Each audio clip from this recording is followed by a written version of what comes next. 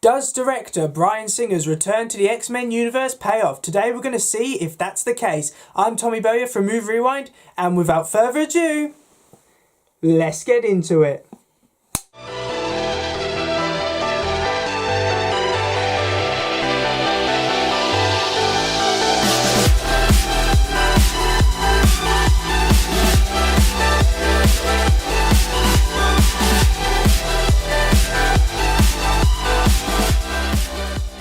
X-Men Days of Future Past was directed by Bryan Singer. It was released in 2014 and it was an attempt to bring together the older X-Men cast with the newer X-Men cast in one single film. And in my opinion, Singer and the cast involved pulled it off. This film has so many positives and hardly any negatives to discuss whatsoever. Seeing familiar faces from the original X-Men trilogy return is a really great thing, and interacting with the newer cast works really well. There are so many things to talk about with this film, and it is a film, I would say, an X-Men film, which is widely praised by fans and critics alike. It's become a very popular installment in the X-Men film, and one which is held up as how you should do an X-Men film and how to make a good X-Men film. So let's start talking about some of the things I really enjoyed about this film. So in terms of the character development, Professor X gets the most development, I would say, and it really is centered around him, this film. It's great to see the character of Professor X vulnerable. He's taking medication in order for him to walk. However, that means that he can't use his powers very well, and that's great to see. Professor X has always been a very strong character in the X-Men films up to this point, so it was good to see him a bit more vulnerable. It added some layers of development there, which I think worked really well, and seeing the younger Professor X interact with the older Professor X was probably one of the best scenes in the film. That worked really well, and it was great to see how Professor X came over the obstacles placed in front of him by talking to his future self and seeing that it was actually worth it.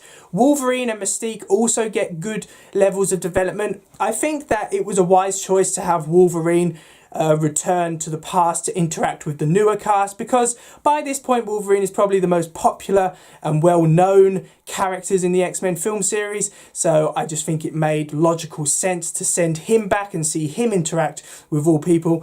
Mystique, just like First Class, gets a lot more character development than she did in the original trilogy. I think it's great to see Mystique wrestle with her conscience over whether she's going to kill Trask and cause this war, or whether she's better than that and she can basically prove her critics wrong and say that she is not just a murderer and an assassin. Magneto doesn't really get a lot of development when compared to First Class, which is a tiny bit of a letdown. I mean, don't get me wrong, he's a good villain and it works well. I just think that he doesn't get a lot of development in this film. He's basically just a cool villain, which is good. I just wish there was a bit of development there. And in terms of the other villain in this film, Trask, he's a fantastic villain. While his methods and his ideology are flawed, he's a great villain and he's brilliant on screen. So I'm going to give the character development a 10 out of 10 because I can't really fault it. The only minor thing I would say is about Magneto's development. However, it doesn't really spoil the film for me. James McAvoy and Jennifer Lawrence give the strongest performances in the film in the roles of Professor X and Mystique. I think that's because they get the most development given to their characters and therefore the most screen time, so they have a chance to show off their acting capabilities, and they're really strong. I can't find fault with them. Hugh Jackman, once again, nails the role of Wolverine. By this point, you would expect it. He's very settled in that role, and he's just great to see on screen. It's always great to see Jackman portraying Wolverine. That works really well. It's also a real treat to see some of the older cast members like Halle Berry, Patrick Stewart, Ian McKellen return to their roles. As I said in previous reviews, they're very well suited to those roles, so it's great to see them return in this film. Honestly, all of the performances, I cannot really fault them. If I had to say like a new addition to the cast who I really enjoyed, it would be Peter Dinklage in the role of Trask.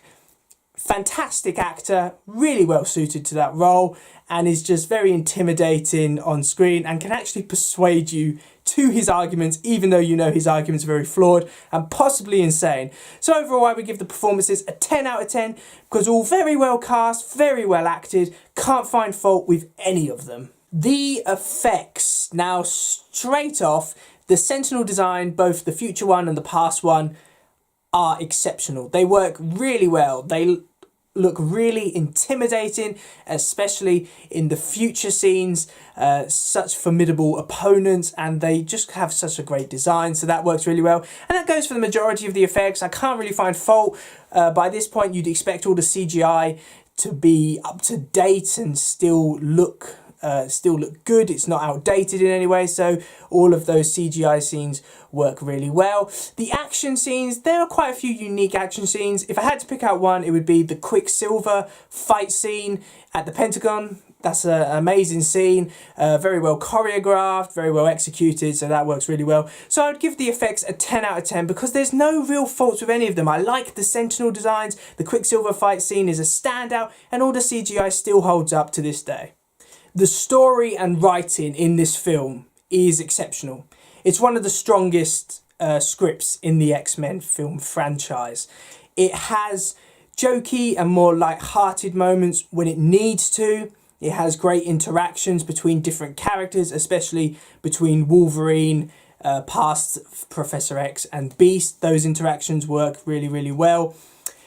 The final battle scene is so intense. I mean, you're on the edge of your seat with the tension involved.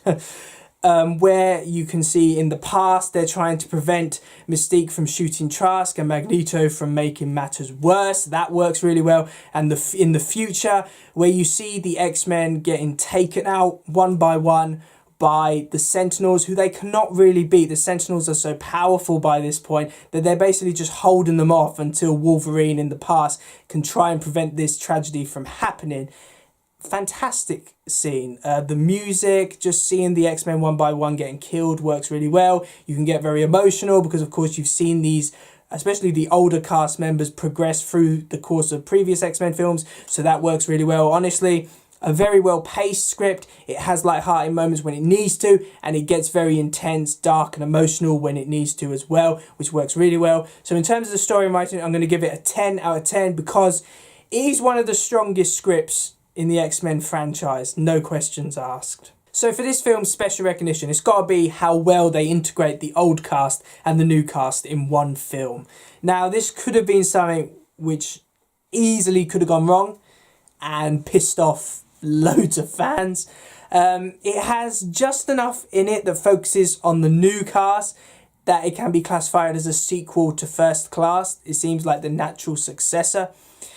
And the older cast, because of the way the storyline works with the Sentinel invasion and them trying to prevent the Sentinels from eradicating all mutants in the future, the older cast don't feel just phoned in. It seems natural, and it's great to see the older cast in their roles. So this is basically a film which could have gone very, very wrong.